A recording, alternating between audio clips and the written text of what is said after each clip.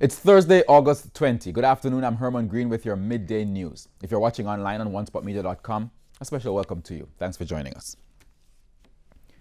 Despite recent polls indicating that the People's National Party, PNP, is trailing the Jamaica Labour Party, JLP, by double-digit figures, PNP leader Dr. Peter Phillips is adamant that come September 3, his party will come out of the general election victorious. While speaking on TVJ's All Angles Wednesday evening, Dr. Phillips dismissed the party's low approval rating, insisting that the PNP is ready to tackle the country's major issues. The latest RGR Gleaner Don Anderson poll shows the Jamaica Labour Party 16 percentage points ahead of the People's National Party, PNP, going into the September 3 general election. But opposition leader Dr. Peter Phillips says he is not fazed by the findings, as polls have been proven wrong in previous elections. What really counts is the polls on the day, and it's not a. I am very confident that in the seat-by-seat count, that we will hold on to those that we have, and we are targeting a number of seats, battleground seats you could call them, where we think we will take a few more. If we take 3 more, we form the government and hold on to those we have. He blames the party's low approval rate on a communication issue, which he claims has now been resolved. That aside, if the PNP wins the general election, the leader is ready to tackle what he believes is the root cause of the country's low economic growth. He plans to target agriculture transformation, specifically the provision of land titles to small farmers. Dr. Phillips says he would review the Land Administration and Management Program LAMP to make the land titling process easier. LAMP was established in 2000 to reduce the number of unregistered properties in Jamaica. He also has plans for small business owners. We are making provision, quite frankly, to provide financial support for these micro enterprises and small businesses. We think that we can mobilize in excess of $100 million in this regard, and twin it with training to bring a lot of these small business enterprises, including the garages of East Central St. Andrew, into the mainstream. Dr. Phillips criticized the government for the country's low economic growth rate despite the impact of COVID-19 pandemic. According to World Bank forecasts, the global economy will shrink by 5.2% this year due to the virus.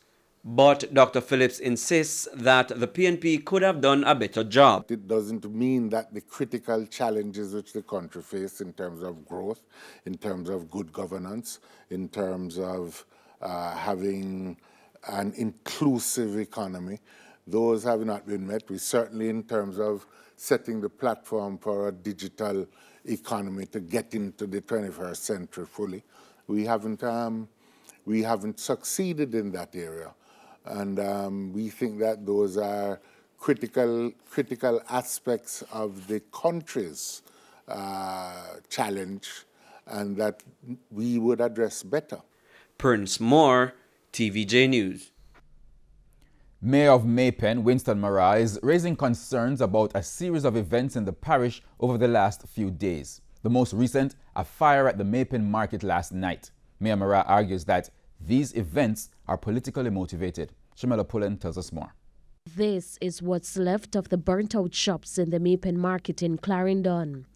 The cause of the fire, which broke out minutes after 8 Wednesday night, is still not known. President of the Maypen Vendors Association, Lorraine Green Mason, whose shop was damaged, says she was in a meeting when she got the news. When we got here, on our way, we called the fire brigade. They were here very shortly. 2 fire units were here. 4 shops in all got damaged. Mrs. Green Mason, who represents the Jamaica Labour Party as council caretaker for the Maypen West Division, insists that it's politically related. She says a shop owned by the JLP polling division captain for the Dembe division was also among those damaged. It is very interesting that none of the shops that were damaged have electrical supply to say that it is a short circuit or whatever. We have not spoken in depth with the fire department. However, I am deeply concerned the twist of events that have been happening over time. There have been some misinformation and lies that has been out in the media, and Jamaica has fought long and hard to get rid of tribal politics. Mrs. Green Mason says some vendors are still recovering from the fire which destroyed the Midday market on December 1 last year. I have not taken on to this lightly because I have spent a lot of money. The shop that is damaged is being retrofitted right now to make some opportunity for some young persons in this country to be employed so that we can continue to contribute to nation building. And now this is what has happened. Meanwhile, Mayor of Maypen, Winston Maraj, says he's also concerned about the series of events that have been happening in the parish over the last few days. We have a lot of people from all over the parish using the Maypen market on a regular basis, from day to day. And so it is a concern to us that all of these fires have been occurring within the market space. You see? But this one last night, again, I'm saying it's politically motivated. The lady had a bookstore right there. And all of that is gone. Shamela Pullen, TVJ News. The police say this morning's robbery of a businessman associated with Jamaica Labour Party candidate for Clarendon South East, Pernell Charles Jr., has not been linked to politics.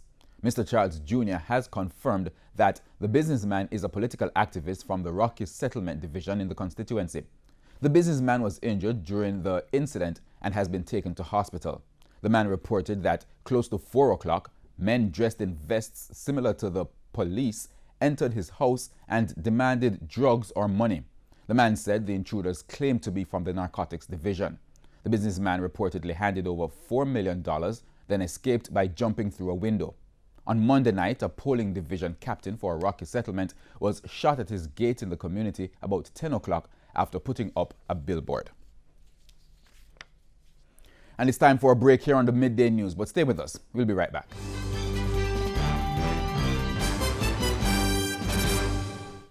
Welcome back. We're continuing the news. Jamaica recorded 46 new cases of COVID-19 on Wednesday. A health ministry release Wednesday night said the majority of the cases are from a backlog from July. The new cases pushed the number of COVID-19 detected in Jamaica so far to 1,192 rather. It was the largest jump in cases ever recorded in a single day, as the National Public Health Lab conducted 1,300 tests yesterday. 19 of the cases were from the backlog of cases from the period July 5 to 18 and 27. A further breakdown of the 46 cases now shows 16 were imported, all of whom arrived from the United States in early July. It is not clear if these persons are still in the island. Another 13 positive tests came from persons who were contacts of confirmed cases, while the other 17 are under investigation. And the Ministry of Health has placed additional St. Thomas communities under quarantine due to the continued increase in the number of COVID-19 cases in that parish. The communities are Albion and Seafort, which have seen 30 new cases over the last 3 weeks. The quarantine period, which began at 5 o'clock this morning, will run for 14 days, ending on September 2. The ministry says many of the cases are symptomatic, which is a cause for concern and suggests that there may be ongoing transmission in the communities. Community surveillance will be carried out over the next 2 weeks to detect any additional new cases early and to implement appropriate measures to contain spread within the parish. Bamboo River, Church Corner, and Lower Summit will remain under quarantine also until September 2. Based on test results received, some 107 persons have been identified as being positive for COVID-19 in St. Thomas. 45 of that number are within the quarantine areas. Essential workers are among those who were not allowed to leave the Albion community in St. Thomas, which is now under a 14-day quarantine. Several persons, including health practitioners, were reportedly stopped by soldiers at security points. In the meantime, there is a mad rush for food supplies in the Seafort area as residents flocked shops in the community, hoping to get necessities before they become scarce. They are appealing for the authorities to intervene.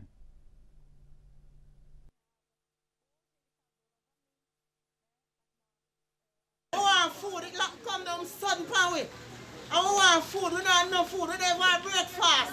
No smile now, we don't have no food, people that can't afford to buy no food. We want to go on, we can't wait, we want food. We're hungry, we want food. The shop there locked down, we can't have food to eat, brother. When they expect this lockdown, yeah, it's sudden. But people don't have no money to eat, brother. We want food, we're hungry. We can't get the leniency. And that's what we are asking the leniency then, that we can't get some food. I still think so. Senator, I go around it. Senator, we want to leniency for the people. Tax Administration Jamaica, TVJ, is taking strong action against persons it believes are violating quarantine orders and visiting its offices to conduct business. TVJ says effective immediately, it will deny service to these persons and will be required to leave the location. They will also be reporting the matters to the authorities. So we are asking persons who are to be within that 14-day quarantine period or whatever the quarantine period is, that they are to respect that quarantine period and remain at home, because they're actually breaching the Disaster Risk Management Act when they come into our offices during their quarantine period, and they're also putting our staff and other customers at potential risk. Education Minister Carl Samuda is trying to allay fears from stakeholders in the sector about the use of classrooms as polling stations in the upcoming elections. He addressed the issue at the TVJ's annual conference Tuesday night. Among the concerns raised was the readiness of classrooms, given that the election day is only days before the start of the new school year. According to Mr. Samuda, the Electoral Office of Jamaica, EOJ, has committed to ensuring that all schools where polling takes place are thoroughly sanitized. There's a recounting, and usually recounting can take up to 2 days, so that it puts you to the 5th, 6th, and then you open on the 7th. So we would have to work very, very quickly in collaboration with the Director of Elections to make sure that these schools are properly sanitized. But make no mistake about it, those schools will not open if we are not satisfied that they are fully sanitized. The new Jamaica Teachers Association President, Jasford Gabriel, has been formally installed. Among the issues on his agenda is to advocate for more funding in the education sector, which he says demands a practical and non-political response. Shamala Pullen has a story. At present, there are 2,708 early childhood institutions. Of that number, 1,125 are without a trained teacher. For President of the Jamaica Teachers Association, JTA, Jasford Gabriel, this is woefully inadequate and needs to be addressed. Funding is currently provided for enlisting 225 temporary trained teachers each year. At this rate, it will require 4 years to satisfy the full demand. This runs contrary to the public education campaign dubbed Start Them Right, Make Them Bright. Urgent need is also there for ICT and infrastructural support in early childhood. The new JTA president added that more provisions should be made for children with special needs, like intellectual and physical disorders. Another point of concern is the island-wide internet access. Mr. Gabriel says the COVID-19 pandemic has exposed the need for all schools to be equipped with what he deems as a basic necessity. The rules of educational engagement require adequate broadband internet in every nook and cranny of our island. All schools from early childhood to tertiary must be equipped with proper internet access and basic technological resources. Though late in the day, we must do this as a first step to position our teachers and students to remain current, and effectively compete in the 21st century. Mr. Gabriel is also calling on the Ministry of Education to quickly remove teachers from contractual arrangements. The process of assigning post numbers to facilitate these teachers being on the school's establishment is taking way too long. We will neither attract nor retain our best minds without security of tenure and the attending benefits. This is yet another push factor for our teachers. He was speaking during his swearing-in ceremony in St. James on Monday. Shamela Pullen, TVJ News. We go now to news in sports. The Reggae Boys will play Mexico, Costa Rica and the United States on the road in their first 4 games on the final round of the 2022 World Cup qualifiers next year. The draw, which also comprised rounds 1 and 2, was done on Wednesday in Zurich, Switzerland. Simon Preston reports. Just like they did the last time they played in the final round of World Cup qualifiers in 2013, the Reggae Boys will open their 2022 qualifiers at the Estadio Azteca against CONCACAF giants Mexico in June next year. In that month, the Reggae Boys are slated to play 4 World Cup qualifiers, and after the Mexico game, the Jamaicans will play the first round winner of Group C or D, which could either be Panama or Curacao. This follows back-to-back away fixtures against Costa Rica, who have qualified for the last 2 World Cups, and the United States, who are aiming to dismiss the bad memories of missing out on Russia 2 years ago.